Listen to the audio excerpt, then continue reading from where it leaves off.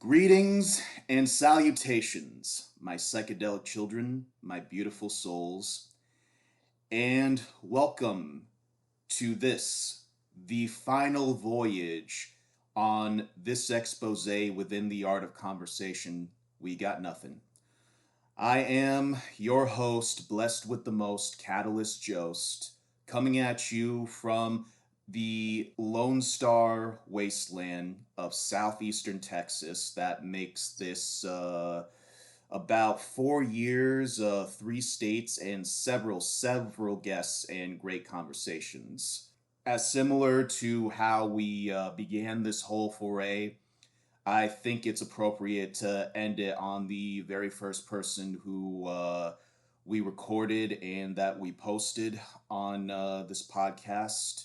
Going through the motions one more time on this very interesting odyssey. Please help me welcome the one of the co-founders and big time creators and one of the brainchildren of Life on Saturn Productions, and one of my very good friends. Please help me welcome Dominic Monette. That is Monette, right? Yep. AKA Saturn Lunar Nova. How we doing, my brother? Good. Day 4 of the flu, but I'm kicking.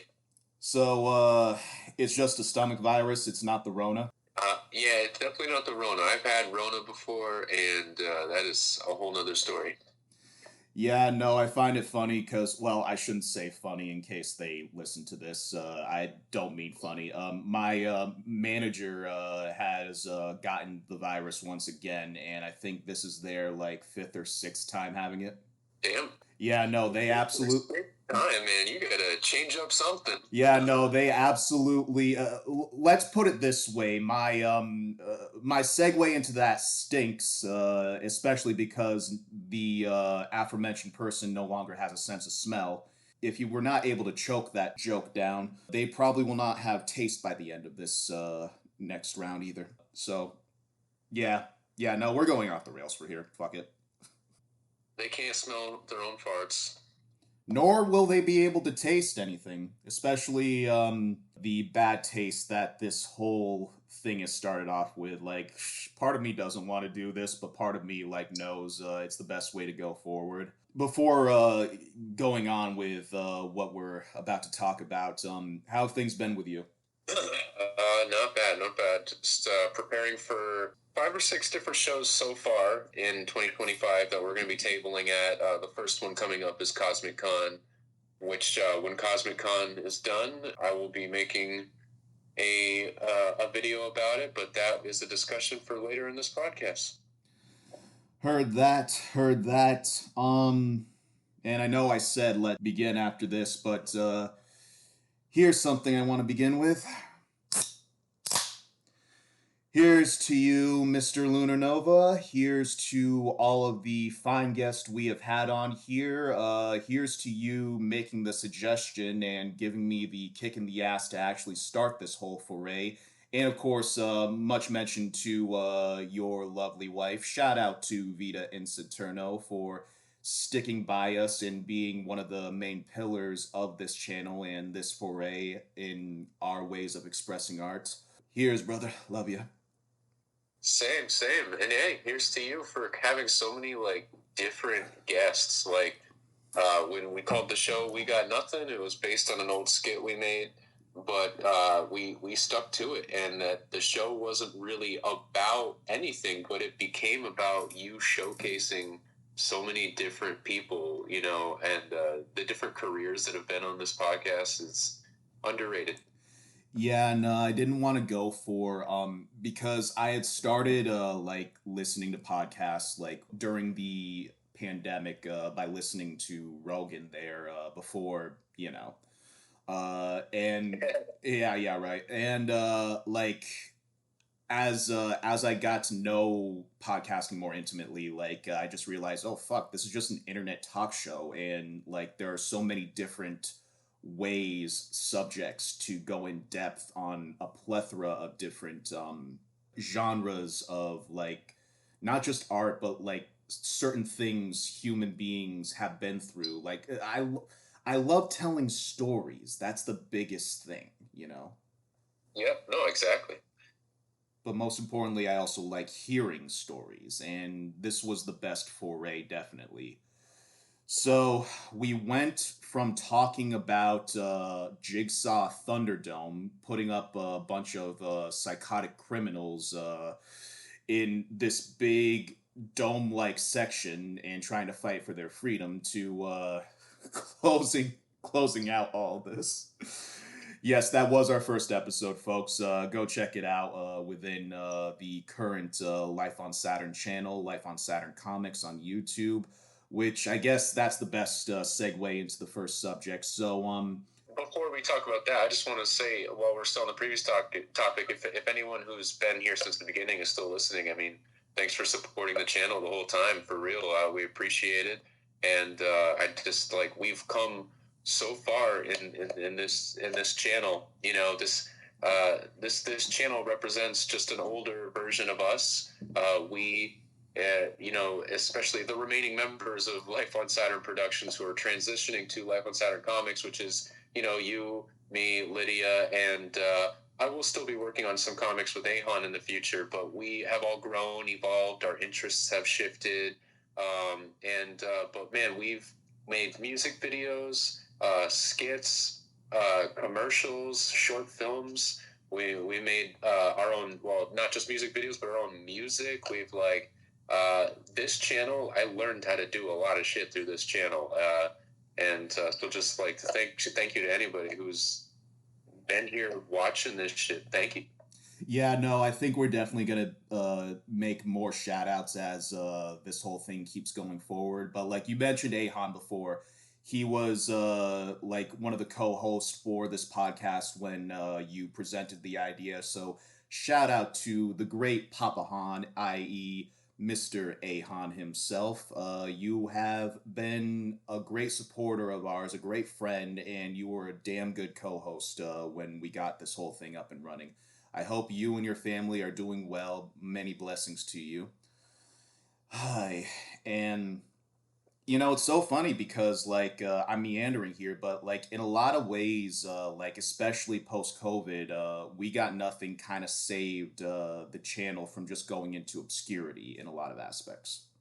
Yeah, and you definitely held it up there for a while. Yeah, long enough for us to re-identify ourselves. You know. Yeah, no, we had to go through a lot of motions, moving out of some of us moving out of states, some of us just moving out of our hometown in the state, and then like also adapting to our new environments, meeting a plethora of different people to like still discuss a lot of the many subjects that have graced this talk show. You know. Yeah, absolutely. I mean, between like all the members of this YouTube channel, we have all like moved several times. We've all had life changes. Freaking COVID happened.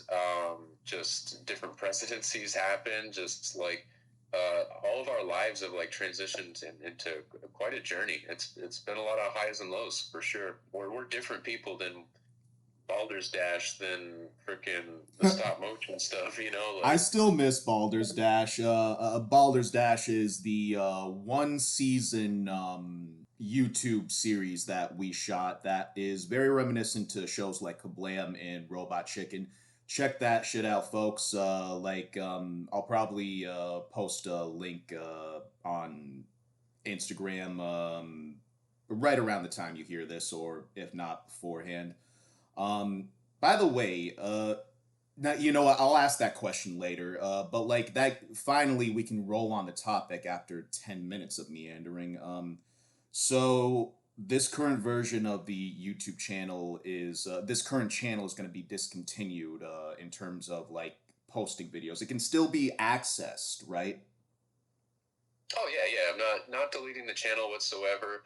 Just just moving on to a new channel. Maybe deleting the password from my brain for a while, but you know, Yeah. just yeah, absolutely. What do you think is your favorite moment from the channel? Oh, 10,000%. It was Baldur's Dash. Like when I first met you, I had seen a lot of shit like what you were doing with the versus cliches stuff with the action figures and whatnot. And I remember like I'm gonna be uncensored on here. Like I remember, I'm pretty sure our friend at the time had driven me over to your place, and I was baked out of my mind, and I was just like, "Yo, this shit just reminds me of Robot Chicken. I fucking love it." Yeah, I would agree that Baldur's Dash has all the moments that I consider my favorite moments of the channel, including the Walking Desk, which, our Walking Dead parody, which, it was a desk that was a zombie, and you, Lydia, and me, and Soup and Shook, we all carried that desk down the street. It was annoying as hell. Painted it in blood, and just like that was a fun day of shooting. Back when It I was had hair, barely.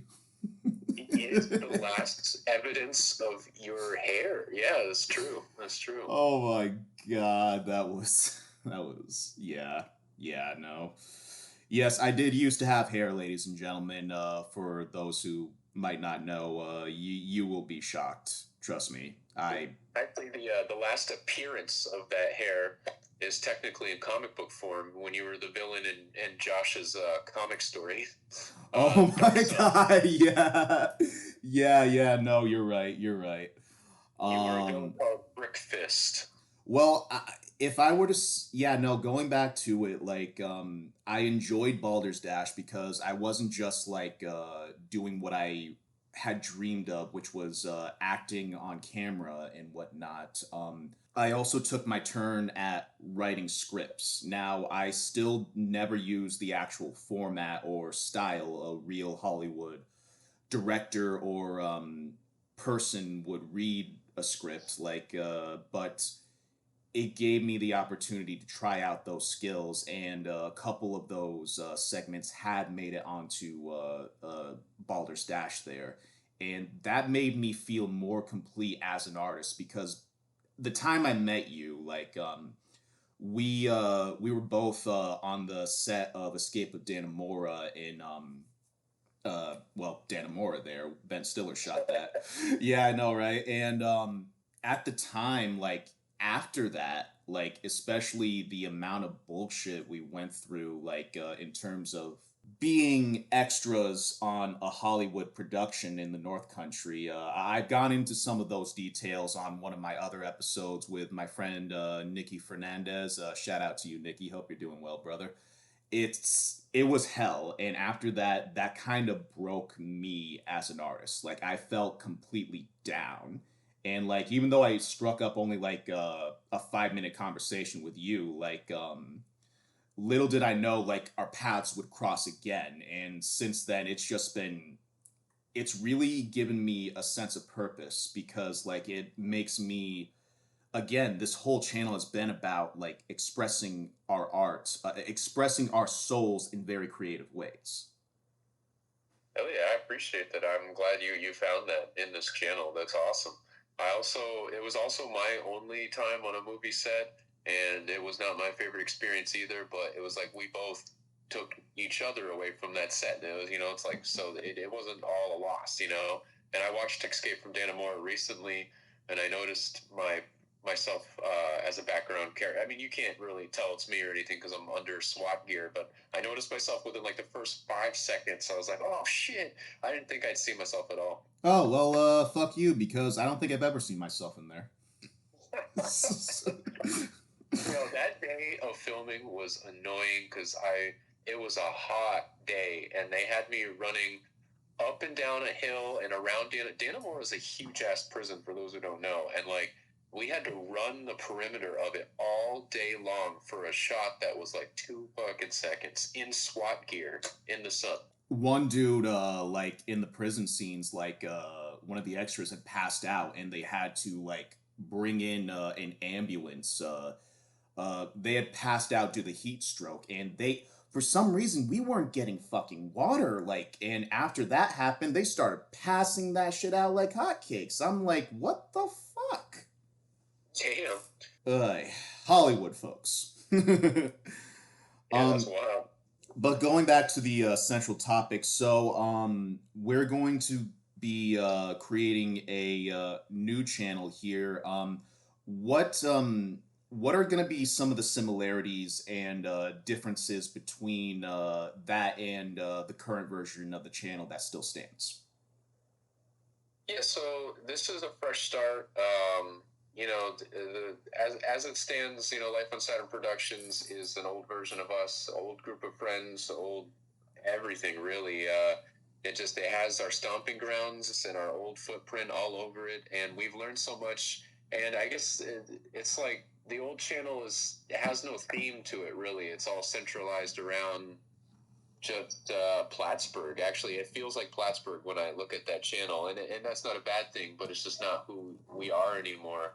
It's it was me filming every monopole show or that I loved, or just like music videos of local North Country musicians, or just we had centralized our channel around skits for a while, and stuff like that. And it's like right now, Lid and I, our lives are all about comics. That's our job. It's what makes us money. It's what we eat and breathe. It's all we have time for.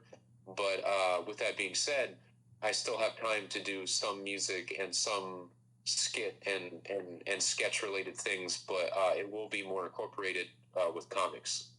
You are only saying what you personally are going to provide because this new channel is going to be featuring a few friends and fellow artists that we have formed relationships with since the inception of the channel.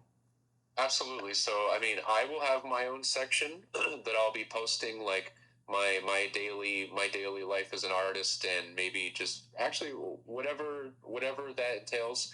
And then Lid will be making her own lifestyle art videos, and our friend Rozzy, who we met here in the Bronx, he will be making his own videos. So each person will have a channel. You will have your new podcast centralized around video games, art, pop culture, etc. And we'll find more artists who have their own portfolios on the channel. But until then, there's plenty of artists who would love to be featured, and I have plenty of ideas of how to incorporate them into videos, whether it's through games that we all play together, or kind of like YouTube's Drawfee, kind of like that style stuff. I have so many original ideas. So yeah. Okay, and before I go with any further questioning, I guess now's a good time to say it since you brought it up. Yes, this will in fact be the last episode of We Got Nothing.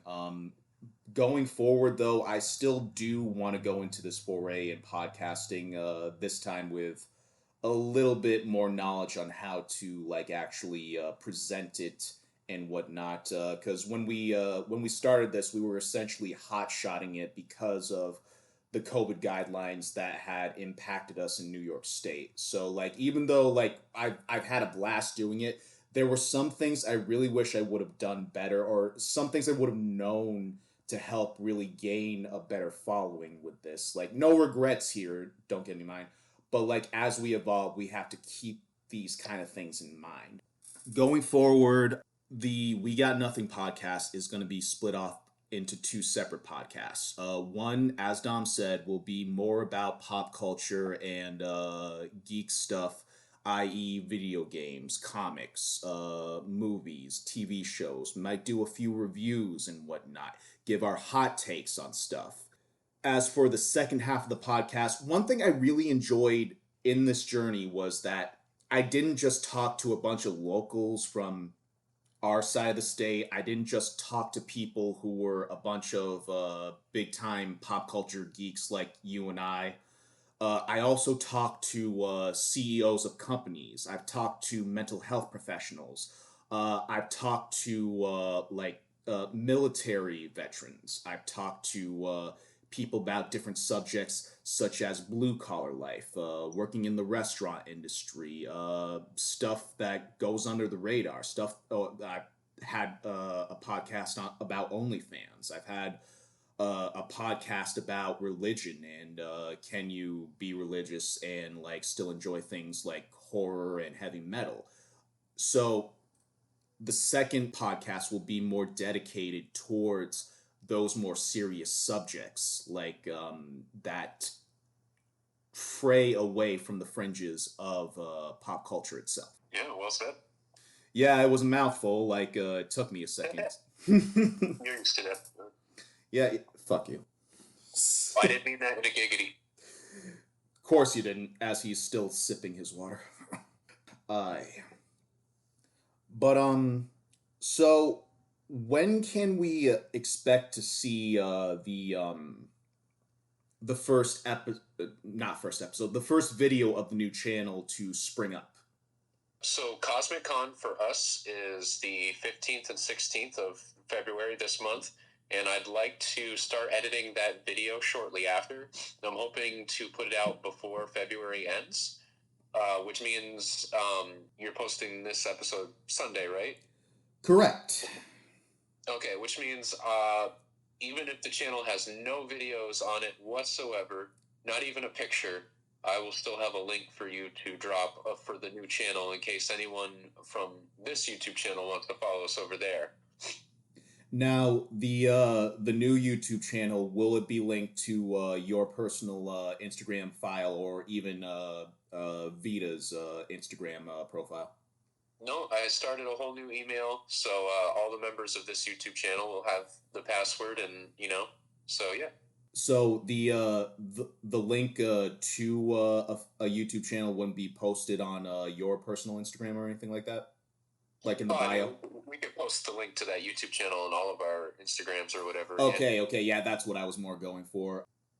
I'm getting a little choked up because like this has been just like I said, it's kind of been nostalgia, really. Like it's when COVID happened, like I remember I had written a whole bunch of skits and possible like episodes that we could make into a sequel for Baldur's Dash there. But like especially when the limitations, we just couldn't, and in some ways I am thankful one of those possible ideas did come out in a short story that I had plugged into a anthology that had gotten published at the beginning of 2024 there. That is Fatal Distractions, folks. If you haven't peeped it already, go get yourself a copy on Amazon. There will be a link posted, hopefully in the YouTube whatever section there. I can send that. Oh, yeah. Yeah. And I mean, do you feel like, what do you think you've learned from this channel?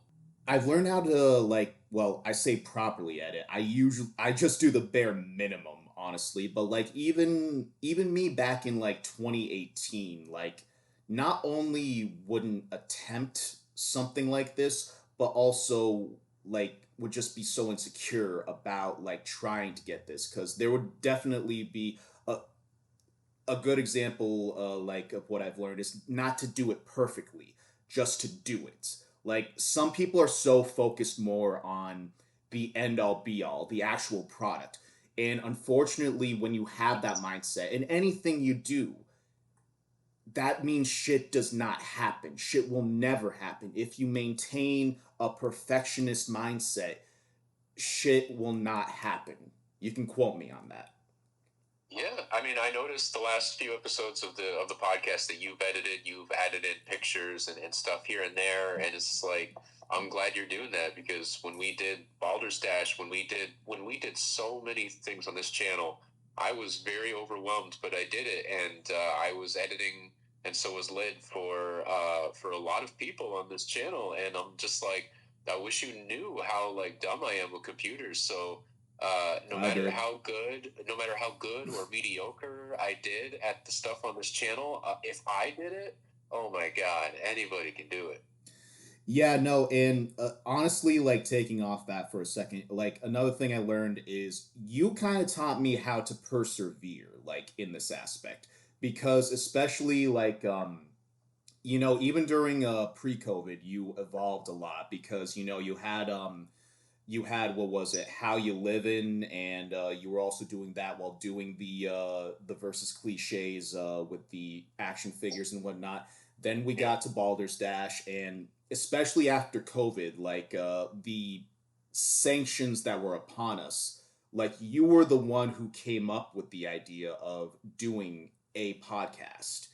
And I was at first, I was kind of like, really, like, I don't know. So like you also taught a good lesson on how to evolve with art and play off of strengths when your back is against the wall. Wow. I appreciate that. I'm glad I inspired something. I mean, every single thing on this channel is the real inspiration for me behind everything on this channel is literally just getting sick of waiting on other people and just, hey, maybe I can do this on my own. You know, I'm a songwriter. I'm sick of waiting for people to record me. Maybe I could do it on my own. I need someone to film a music video, and there's no one to do it. Maybe I could do it on my own, and et cetera, from the skits to the commercials to the short films to the podcast to like everything. It's just like I'm so sick of waiting for other people. Like maybe I could just do it myself, you know?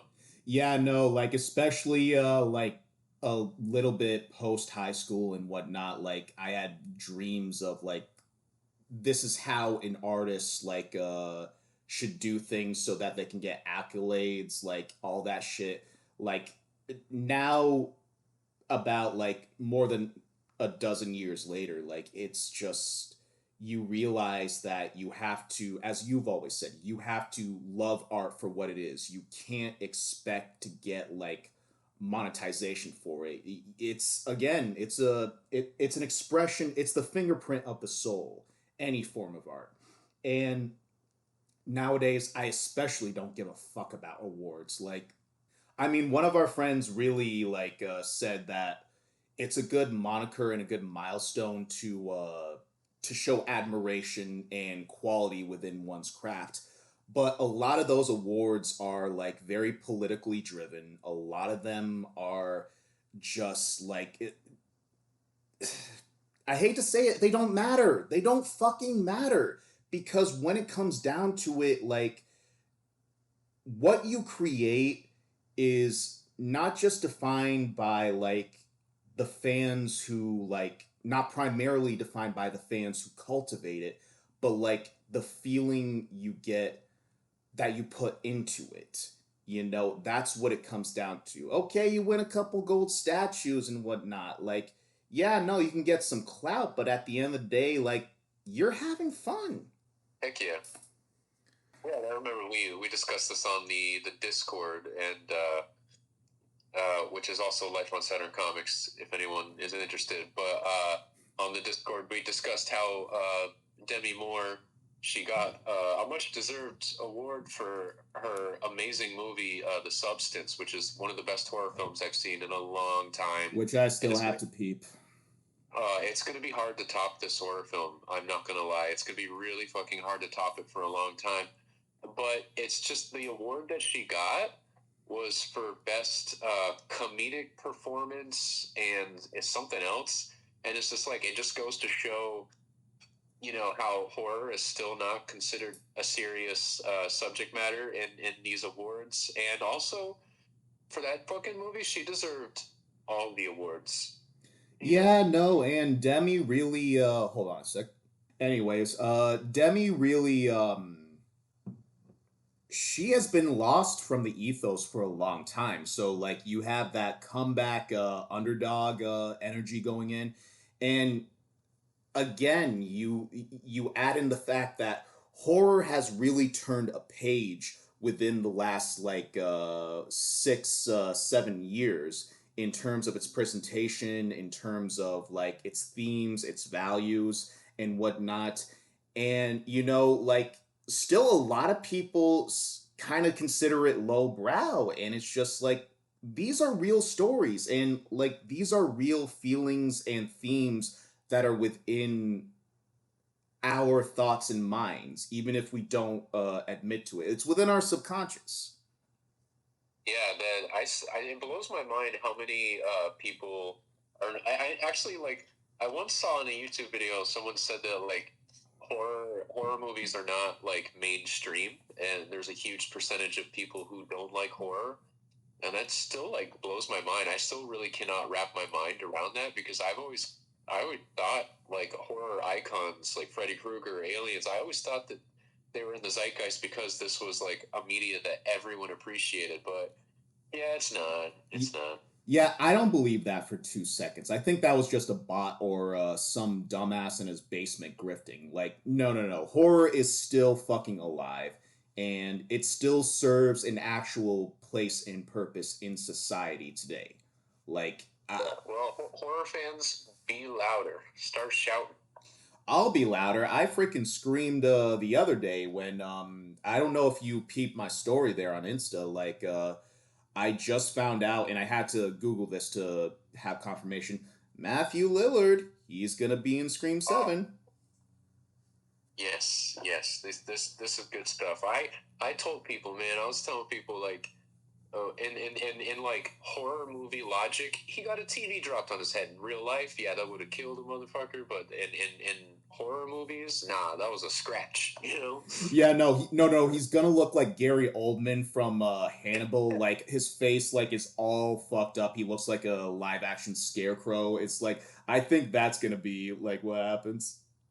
Yeah, I love Matthew Lillard's horror movie return, especially with the Five Nights at Freddy's and shit like that. Like, I'm glad to see him making a comeback. I'm glad he's just getting his just due as a '90s icon. Well, like, yeah, I guess like a '90s and early 2000s icon because, like, of course, there was 13 Ghosts and the Scooby Doo live action adaptations. Yeah.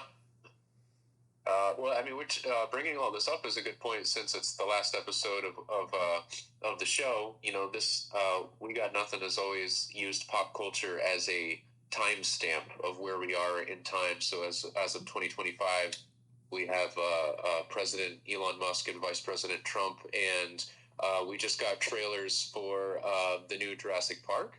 There's the new Fantastic Four trailer that just dropped. The new Final Destination trailer just dropped. Oh Um, yeah, no, I loved when you sent me that picture of that. This is gonna be one of Tony Todd's final performances, and oh I'm my like, god! yes, thank And you. rip Tony Todd, man, rip Uh, Tony Todd. yes, R.I.P. Tony Todd. Like, the dude, I got a little bit misty eyed when I saw that. It's like, fuck me, dude.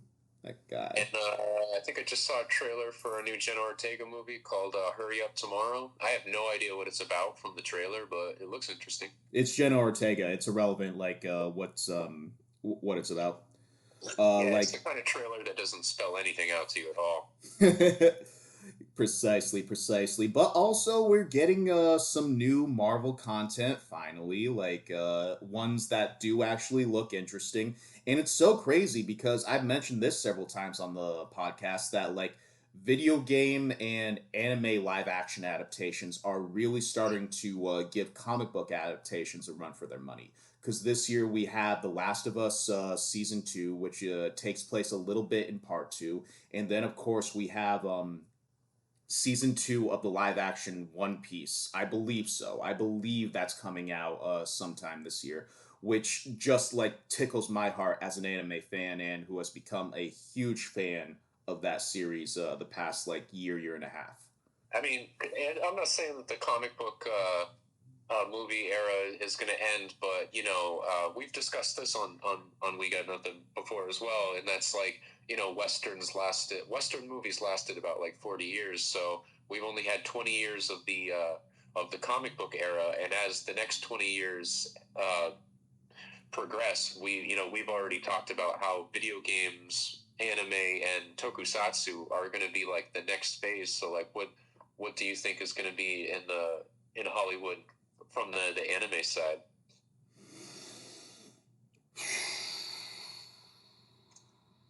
Damn. Great question because like yeah, I did plug in One Piece live action, but they've also done a live action adaptation of Cowboy Bebop there.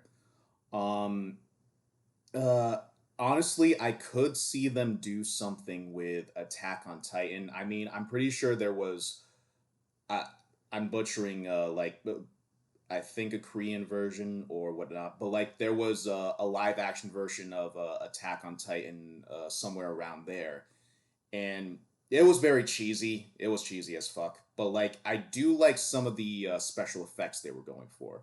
So there's that. What else in terms of and, oh, I'd be curious to see what a live action My Hero Academia would look like. I think that has the potential to like Oh really, yeah. yeah. You wait. Like once MCU drops X-Men, like My Hero Academia would be perfect for a live action. And we definitely know that like manga's gonna hit hard because I mean it already is. First of all, it's like fucking everywhere. It's taking over every comic shop, every bookstore. But like one thing I like to bring up to people that it blows people's minds, but it's just like it's pretty evident. And I'm just gonna read this right off of Google. On average, a comic book reader reads 4 comic books every week, which becomes 16 books each month.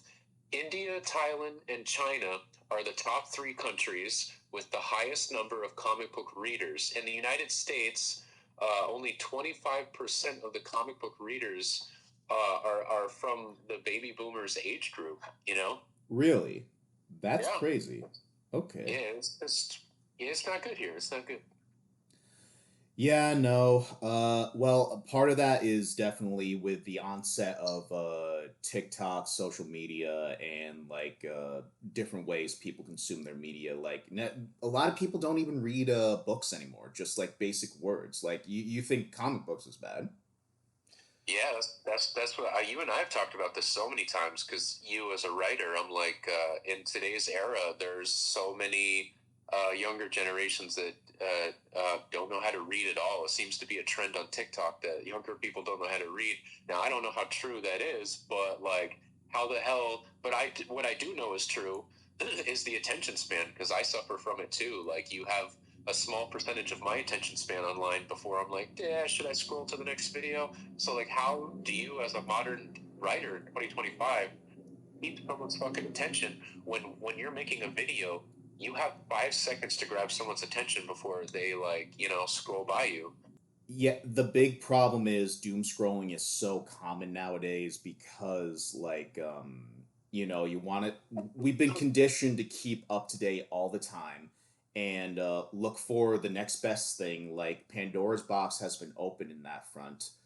Um and but Even also movies, people can't even watch movies. Like I'll be watching movies with friends, and I'm just like watching, and I'm watching, and my favorite part's coming up, and I look over, and my friends are all on their phones. I'm like, oh fuck, oh, man, like, dude, that pisses me the fuck off when somebody does that.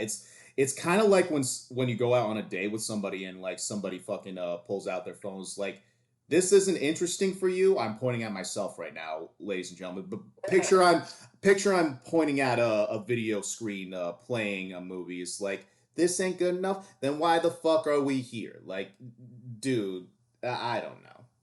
But I do understand your point. But also to that same standpoint, how can somebody watch hours upon hours of small YouTube videos or even shorts and can't sit through a fucking a 90-minute movie? Like that shit baffles me. that is the question because like YouTube, Netflix is like the number 2 streaming service at this point in time, and YouTube is the number 1. Like YouTube has like reclaimed dominance, and like people won't sit down and watch a full movie. Like if like the statistics show that if you watch a movie on Netflix and you pause that movie and do something else, you're not gonna come back and watch it. But on YouTube, if there's a guy just talking on a screen for a 1 hour video, you're probably gonna watch all of it. It's so weird. Like there's some psychology and stuff there that I can't even fathom. And going back to the comic book scenario, like I've also seen what you have described as animatics there. Like I've seen manga, i.e., something like One Piece, like where they animate the comic panels, and it just like they animate the character drawings and the backgrounds in a way that is very unique. It almost kind of reminds me of Kablam from '90s Nick, like the way the comic books are, like not like full motion, but like it's more pop up dynamic kind of style, and they actually have Yeah. voice. They have voice acting with the comic panels, and I'm just like, yo, this could potentially be something, you know? And yeah, and that's only one form of animatic, and animatics are just like what's going on in underground animation right now, because you don't have to put. I mean, you can put effort into it, but you don't have to put too much effort. I've seen animatics as simple as someone someone draws a few different motions on a piece of lined paper, and they just keep showing the different cuts. You know what I mean? It's so simple. Yeah, but it also depends on someone's will or motivation or drive to actually like make all that happen, because like it takes dedication and yeah, I don't Hey, know. as any artist online will tell you, sometimes like the shittiest work gets the most views for some reason. So low, and by shittiest I mean like low effort. And that can even happen in your own work. Sometimes I put my heart and soul into a picture. I upload the drawing, and it's like it gets nada. But then I just like poop something out, and it gets so many likes, and I'm just like, this is what you liked, you know? Yeah, no, it's crazy, but the people like what they like is what it is. Yeah, it's really hard to figure that out, which is why this the new YouTube channel is going to be it's a whole new world. It's a whole new YouTube. Things are different now. Yeah, no, for this iteration, I think I'm definitely going to upgrade the software, the entire technological process I use to fucking record this shit. Because I don't know if, like, here's a good story for this. I did, in fact, buy an actual, like, pristine microphone to do this whole scenario. I took it everywhere I went, everywhere, like every single podcast, set it up, all that jazz. And I didn't even realize this till about roughly a year ago. Oh Like, yeah. yeah.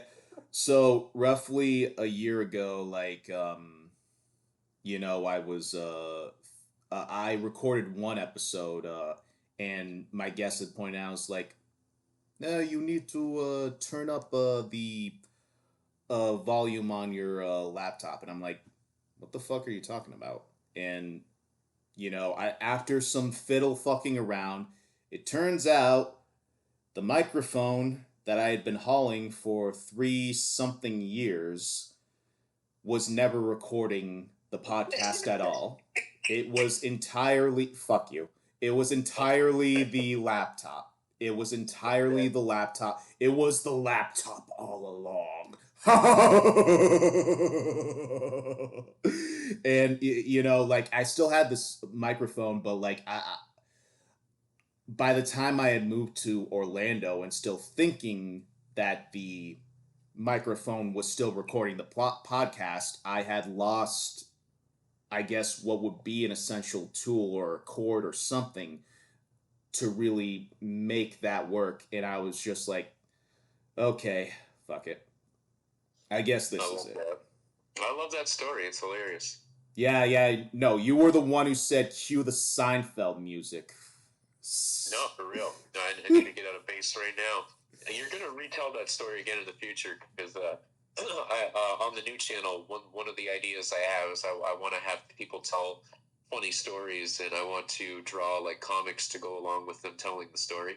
Oh, like okay, okay. So like it's almost like a comic book drawing of behind the scenes, like the DVD extras. Yeah, yeah.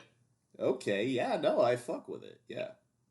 One of my many new ideas for incorporating my comic book art into the channel.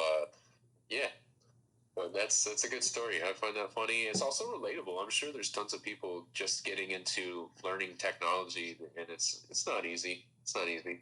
I won't lie. I do want to do since this is the last episode. I do kind of want to do a brief 2024 Geeks Odyssey because we kind of didn't review 2024 that much, and we'll only do a handful of ones off the top of our head that we enjoyed if we can remember. But before that, I think this is the time, especially considering your name is in the channel and like you are one of the pillars, the main pillars that have sprouted up all of this creative chaos. How did you get the moniker of Saturn Lunar Nova?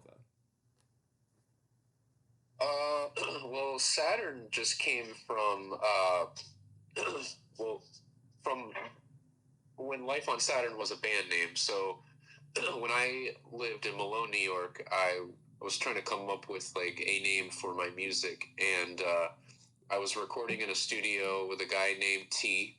I won't give his full name because him and I had a falling out, and he's in prison now anyway. But this man, I still have a little respect for him because he taught me a lot about music and he opened my mind about a lot of stuff. But he also called me Saturn all the time because literally it's as simple as I was weird and out of this world. That's why he called me Saturn all the time. So Saturn just became my name. And then there was another guy who went to the studio. His name was Spirit, Minister Spirit, the rapping minister. Shout out to Spirit. And he also caught on with that. He kept calling me Saturn. And so I eventually just kind of like, I don't remember how I came up with it, but I came up with the name Life on Saturn. And it was my music name. And every band or musical thing that Lydia and I did, it was just Life on Saturn for a while, and then before it became Life on Saturn Productions. But the Lunar Nova thing was, I've quit and started Facebook many times.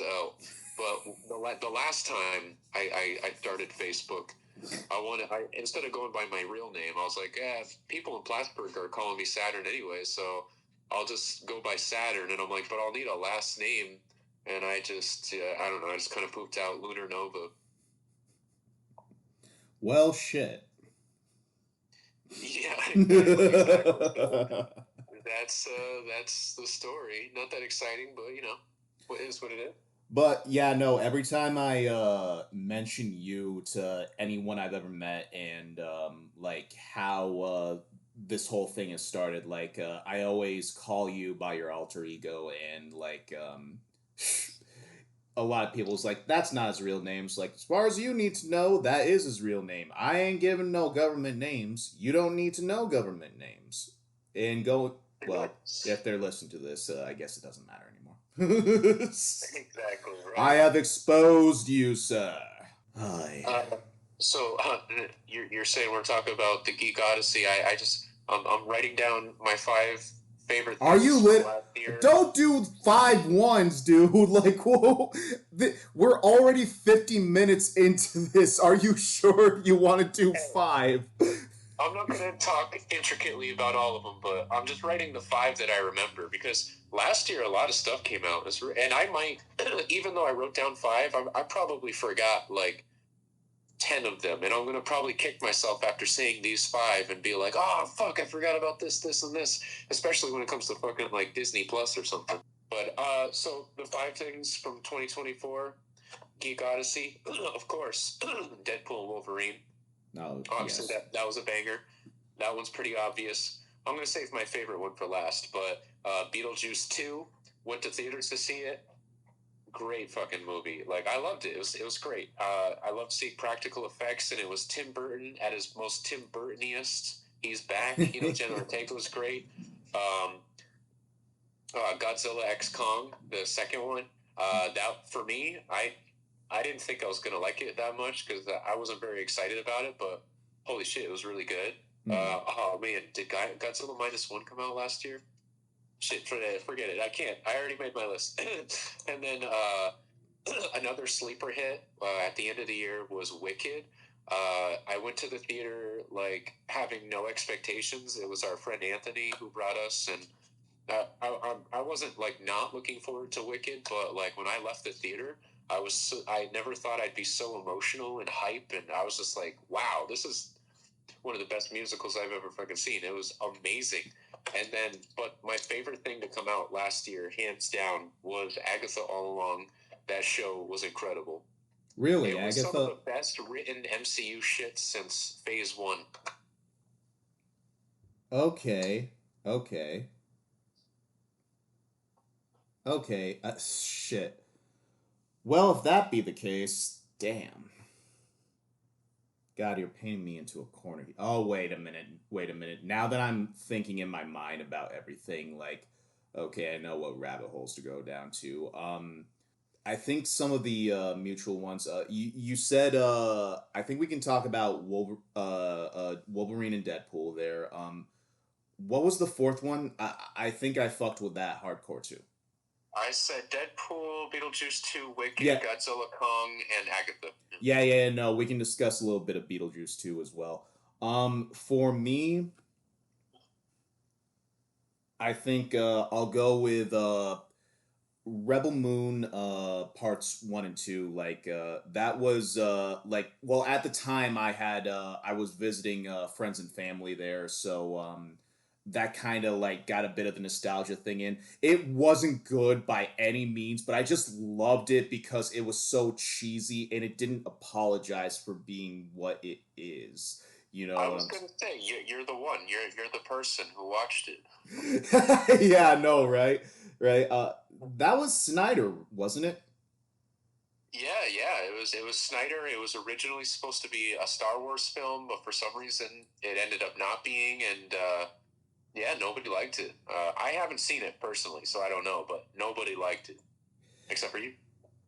Uh, well, yeah, no, I just loved it because like it didn't try to be good. Like we see like all these projects go above and beyond for shit like this, shit like that, and it just like was so concise and like it didn't apologize for being what it is. It was classic Snyder, and I think we all need a little bit of Snyder in our life. You know what I'm saying?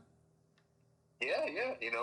It's some people like treat directors like the way I don't know. It's the way artists are treated. They treat directors like they're rappers, and it's just like a rapper will come out with a new album. It's not that great, and it's like we're gonna pretend like they weren't writing bangers for years. Like we're gonna pretend like their new music means that all their old music is garbage. It's like no. Like I know M Night Shyamalan did a horrible Last Airbender movie, but this is still the guy who made The Sixth Sense. He's still, he still made Signs. Like he still makes some of the most intriguing movies like right now. Like every time he comes out with a movie, even if it's bad, I'm like, yo, I need to check that out because it sounds good. And it's like Snyder, yeah, maybe like Rebel Moon wasn't the best, but like this is still the guy who made so many awesome fucking movies, and it doesn't mean that they're suddenly bad, you Yeah, know? yeah, no. My fourth pick. I I barely saw any movies in the theaters in 2024, but Yeah. one of the only ones I saw other than Deadpool and Wolverine, which we'll discuss later, is in fact Long Legs. Now, when I saw the trailer to this, I was low key just disturbed. The gothic atmosphere and whatnot. And there is a bit of a 0 hour third act twist that, like, I kind of was like, okay, you know,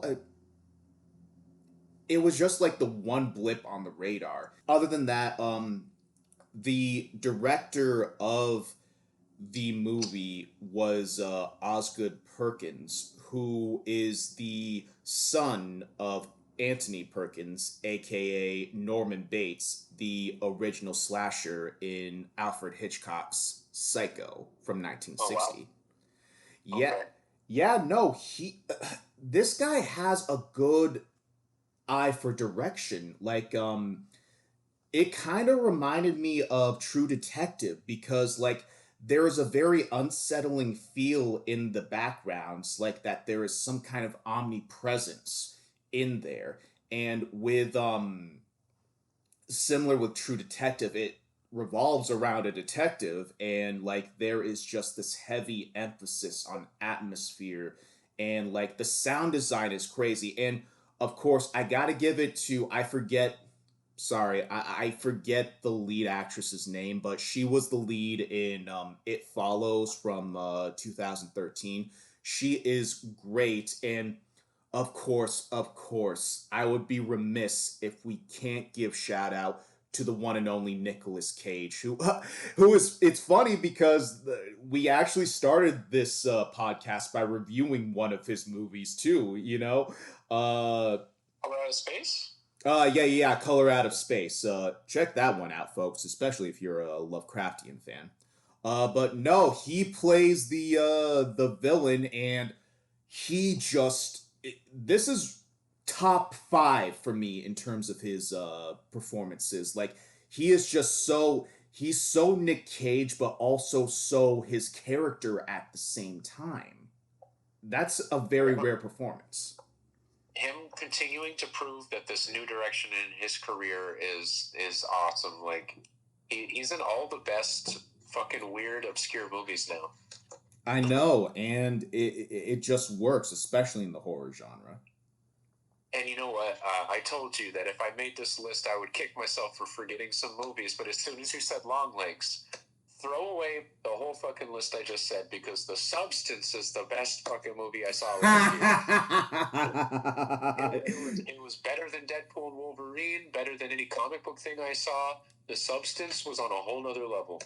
Well, I'll also give myself a technical foul because I forgot to like remind you. It's like, well, wait a minute, you did enjoy The Substance. Come on now, come on. For a number three, I'll go with season 4 of True Detective because you know, I don't think it was as good as the very first. Nothing can top the first season. That's just facts. But it was nice seeing Jodie Foster like back in an actual role, and there was it kind of brought back it low key tied back into what is it what was established in season 1, like that pseudo Lovecraftian like slight vibe to it, but also grounding it in reality. And you know, giving some it also sheds some light on a part of the world that is very rarely seen in cinema, that being Alaska, and that being during the 30-day stretch where it's completely darkness, and there is just such an oppressive and heavy atmosphere for it. Oh yeah, those Alaskan bullworms.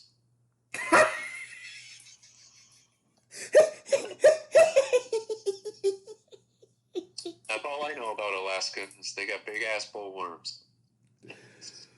You and your big ass bullworms. Fuck. Oh my god.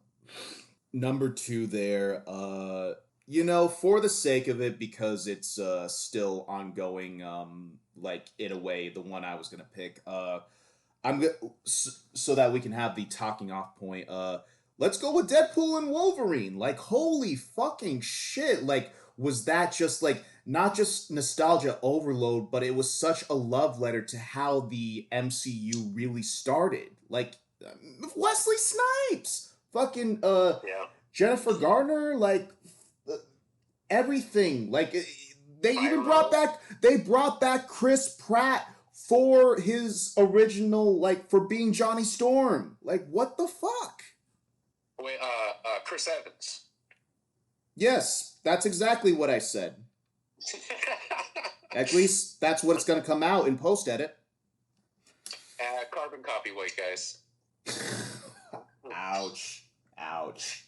You know, but yeah, no, just oh my god, just like so many people returning. But it was an epic love letter / goodbye to the Fox universe, which is like which deserves a goodbye, unlike the current Spider-Man fucking Sony universe, which deserves to just like never be acknowledged.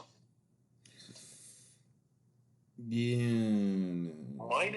Minus their rare achievements, and I mean rare, like the Spider-Man Rare. cartoon and the Spider-Man game, but like anything else Spider-Man, they are fucking up.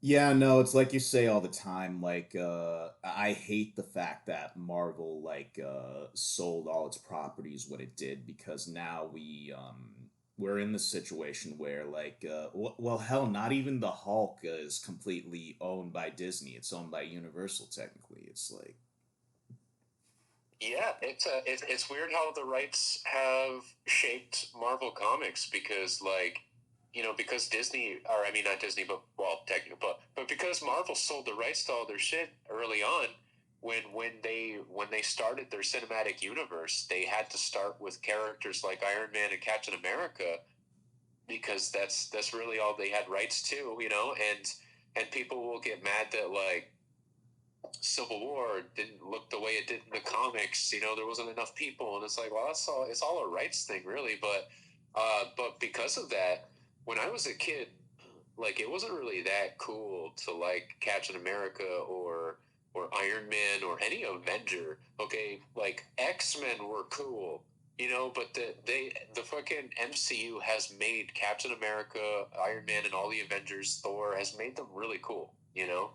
yeah, no, and with Deadpool and Wolverine, I love so many callbacks. I enjoyed when they arrived at the base of the villain, which was essentially the corpse of Ant-Man, which was a direct nod to Old Man Logan in the very first issue, and Hugh Jack. They brought back Hugh Jackman for this, and if there was any time to break out the classic uh, Wolverine suit with the yellow and the mask, this was it, and it did not disappoint. Oh my god, that's if hypothetically they kept all of the original Fox actors for X-Men, which I hope they don't, but if they do, at least just give us the colorful suits. Like that's all we're asking for. James Marsden should be in a yellow and blue spandex by now. Like that's what we want. Yeah, no, honestly, I think going forward, especially from that little teaser, like that brief cameo in Doctor Strange Multiverse of Madness, I could definitely see them doing a live action version of X-Men 97, which they have right now. Hell yeah! Oh man, was that last year X-Men '97? A Because la- that's another a fucking live highlight. Oh my action god. version, yeah, a live action version of that. Ugh. Yeah, that cartoon though deserves a shout out, an honorable mention because holy shit, was Oh, that just like we're gonna get into honorable mentions in a second, but like I also want to point out my favorite thing from Deadpool and Wolverine, and that was like, well, there was not technically an end credit scene. Well, like there wasn't like an Easter egg ending, you know. yeah, not one that mattered. Yeah. But during the credits, it was a blooper outtake of all the MCU movies that were shot by 20th Century Fox before the MCU, well, before the Marvel universe of 20th Century Fox had merged with Disney's MCU. It's the FCU. Yeah, yeah, right. The FCU. Yeah, FXCU. Or I, yeah. I'm not gonna lie, I was kind of like tearing up a little bit because like there was references to the original X-Men, to Elektra, to Daredevil. There was all the outtakes. Just like it really warmed my heart, because like people don't realize that before Robert Downey Jr. stepped into the role of Tony Stark in 2008 as Iron Man, Wesley Snipes kind of like kicked a lot of the, I wouldn't say kicked off the comic book movie frenzy, especially with Marvel, but like it kind of started the trend where every year or every couple of years, within quick succession, kind of got the ball rolling, because not too long after that was the first Spider-Man.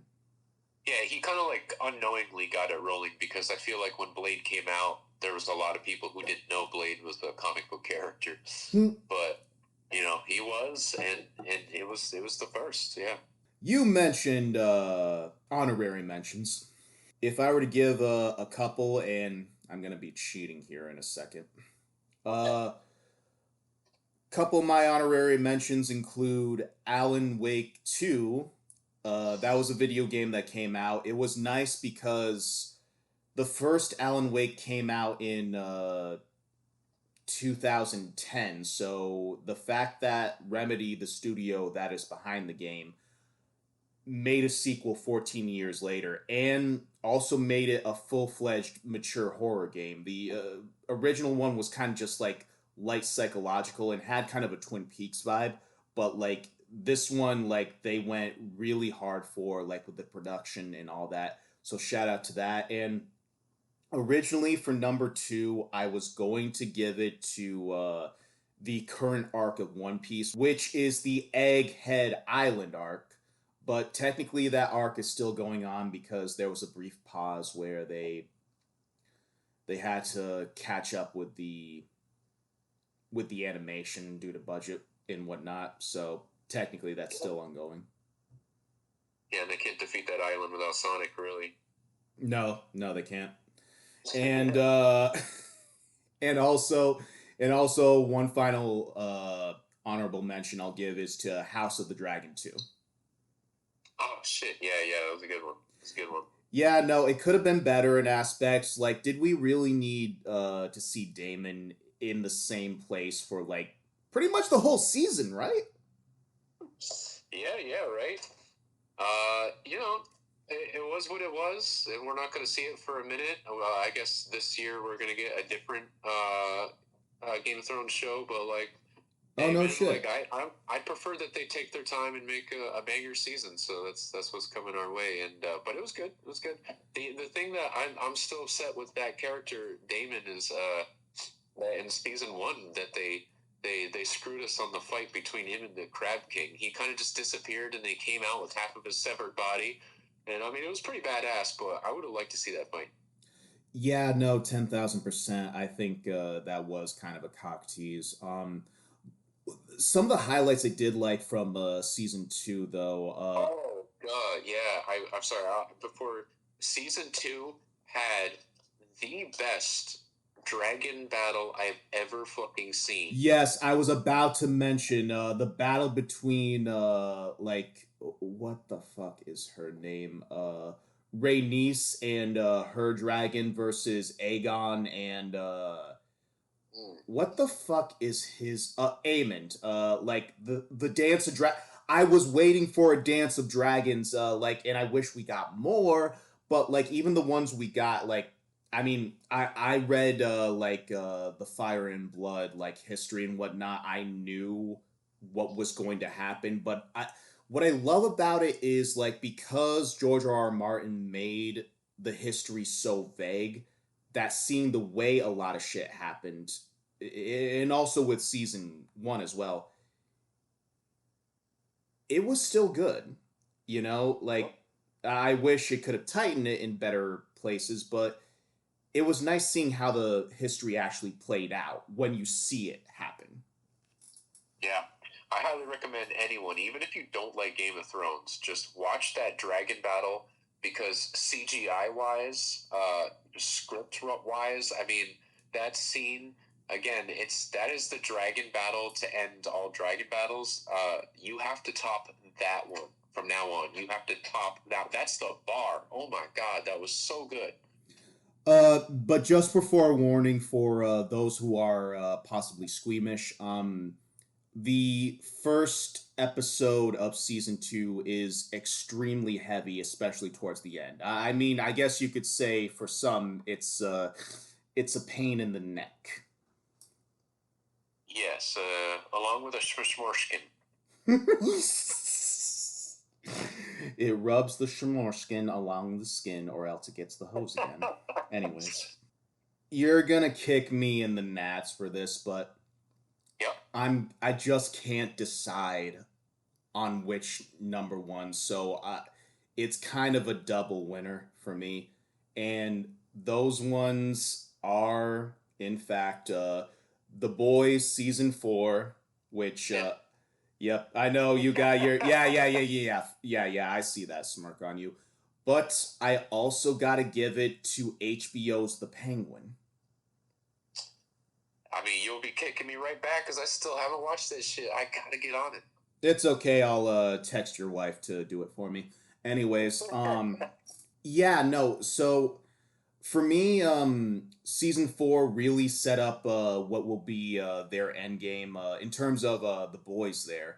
Like, you still don't like it because a lot of characters you don't like still don't get what they should deserve. Mainly one. It's just Homelander. He needs to die, and the fact that he's not going to die till like the last fucking season is bullshit to me because he should die, and then the show should continue because it is such a good universe. It is an intriguing premise. I don't think it's a bad show. I think it's such a good show. That's why it pisses me off. The Homelander character is written so well, and that's why I can't watch it. I'm just so sick of him. You know, like I can't like Homelander in Trump's era. It's just so hard to watch, you know? Yeah, well, there's also some points where Starlight, even though she is a beacon for hope, like she's kind of cringe in this episode in this season too.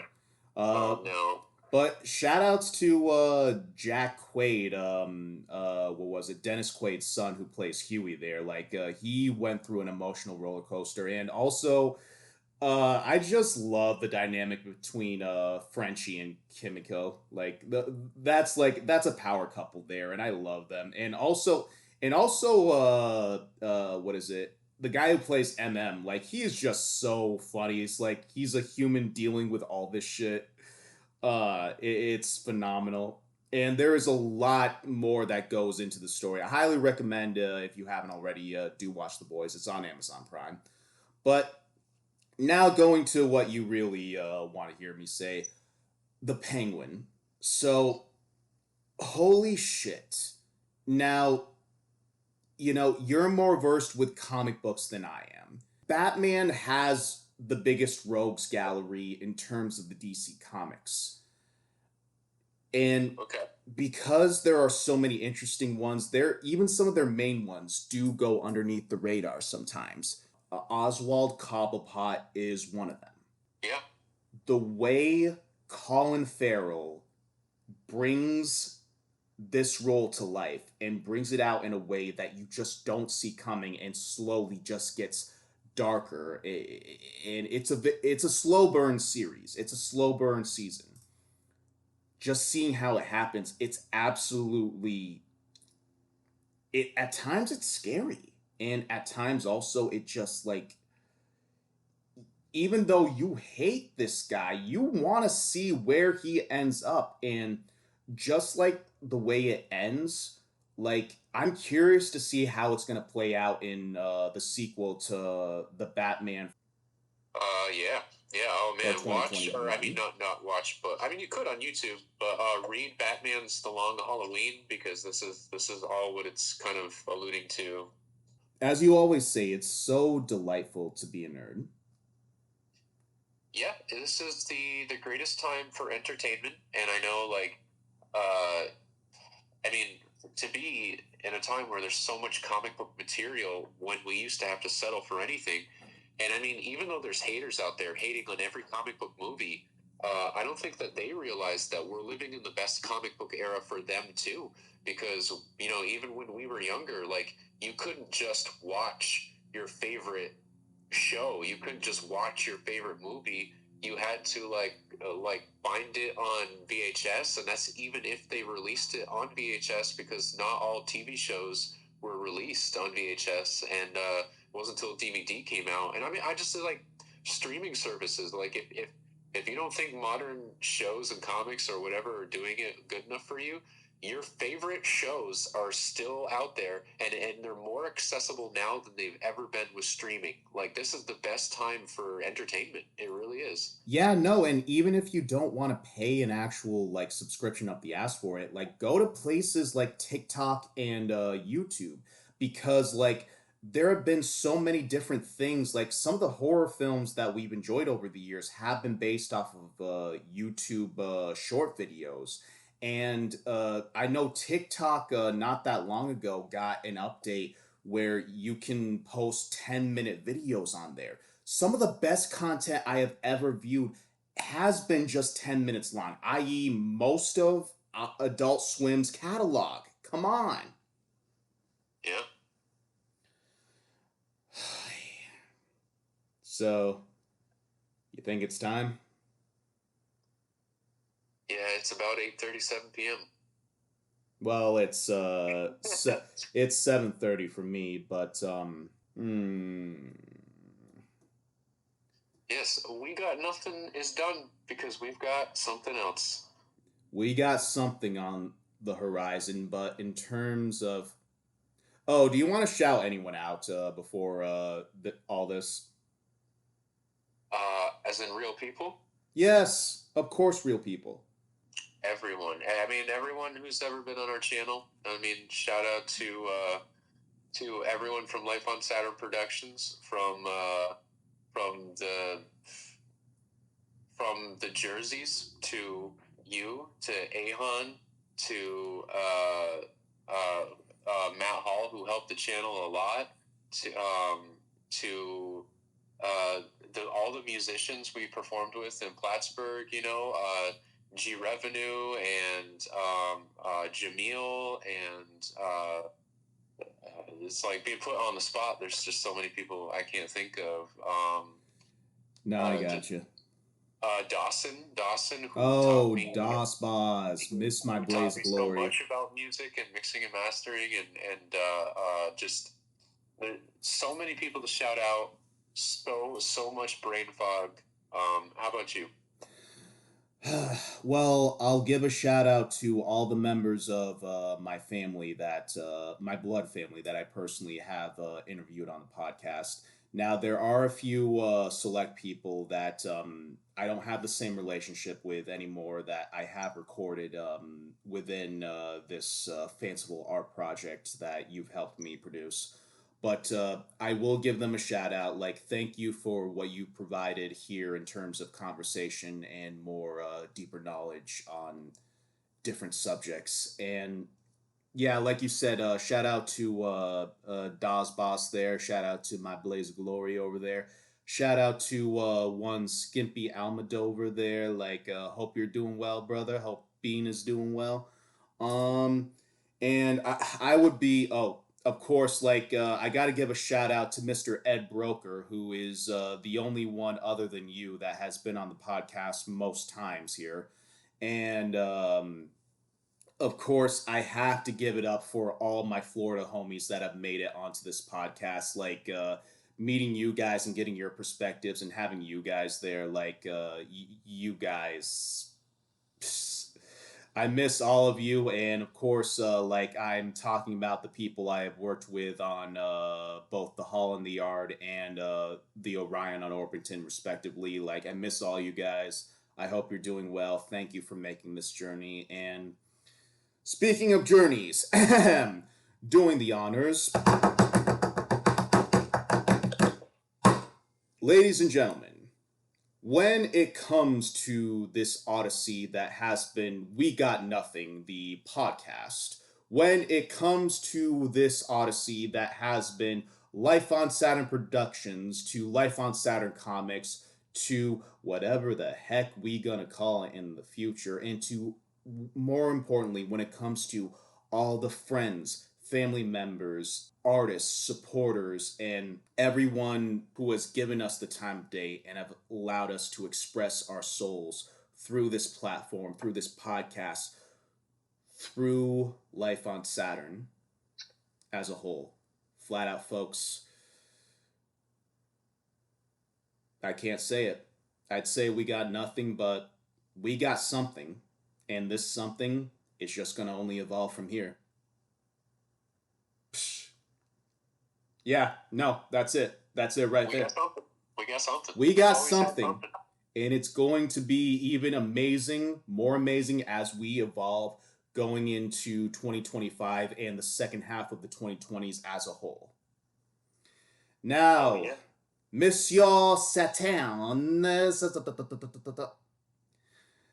would you be honored in telling me how the listeners will be able to follow Life on Saturn Productions or Life on Saturn Comics, i.e., going forward in the future on social media? And do we even have an idea for a name for the YouTube channel? Yeah, so I mean, Life on Saturn Productions will always be this channel, and as it comes to an end, we are Life on Saturn Comics on all social media. We'll be Life on Saturn Comics in the new channel. Yeah. We got Life on Saturn Comics on Instagram. The current YouTube is still Life on Saturn Comics, so we might want to. No, the current YouTube I changed back to Life on Saturn Productions because that's what it always was. That's what it should be. The new channel will be Life on Saturn Comics, but we're Life on Saturn Comics on Instagram. I'm sorry. Let me look at my phone real quick. Life on Saturn Comics on YouTube, Discord, Snapchat. Well, not Snapchat. Don't follow me there. Edit it out. Fucking Kara, Blue Sky, Reddit, Webtoons, and TikTok. There it is. And if you would like to follow me and see what I personally provide in terms of my own artistic content, please follow me at Catalyst Jost. That is CATALY5TJ05T. Once again, thank you all so much for supporting us here on Life on Saturn Productions. Thank you, Saturn Lunar Nova, and your lovely wife, Vita and Saturno, for everything that you have brought for making this thing happen. And with that being said, folks, this is your host, Catalyst Jost, talking to the captain of what is Life on Saturn Productions. We are the last remnants, and we are signing off. Thank you, and please keep your vibes dope, keep your zen flowing, and as always, peace. Hello, ladies and gentlemen. If you are listening to this right now, asking yourself, what do the questions of the universe hold? Then we must sadly tell you, we got nothing.